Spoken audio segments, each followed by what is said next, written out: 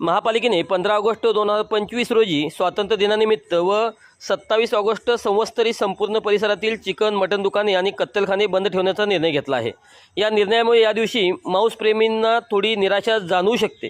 महापालिकेच्या इस्टेट विभागाच्या वतीने याबाबत एक अधिकृत परिपत्रक जाहीर करण्यात आले असून महापालिका क्षेत्रातील सर्व छोट्या मोठ्या जनावरांच्या कत्तलखाने, मांस विक्री दुकाने तसेच चिकन शॉप 15 ऑगस्ट रोजी व 27 ऑगस्ट संवत्सरी पूर्णपणे बंद ठेवण्याचे आदेश देण्यात आले आहेत।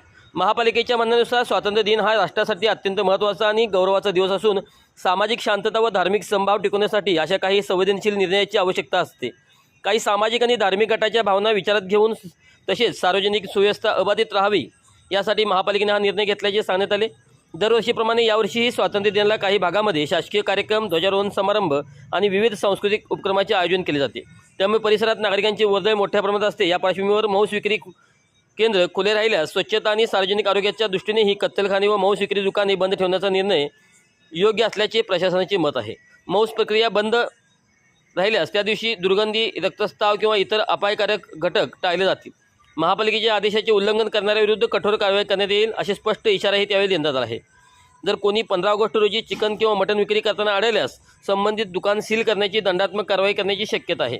त्यामुळे सर्व विक्रेत्यांनी आणि दुकानदारांनी हा निर्णय गांभीर्याने घ्यावा आणि प्रशासनास सहकार्य करावे असे आवाहन करण्यात आले। या निर्णयामुळे महापालिकेचा उद्देश सामाजिक सलोखा राखणे हाच असल्याने अनेकांनी या निर्णयाचे समर्थनही केले आहे।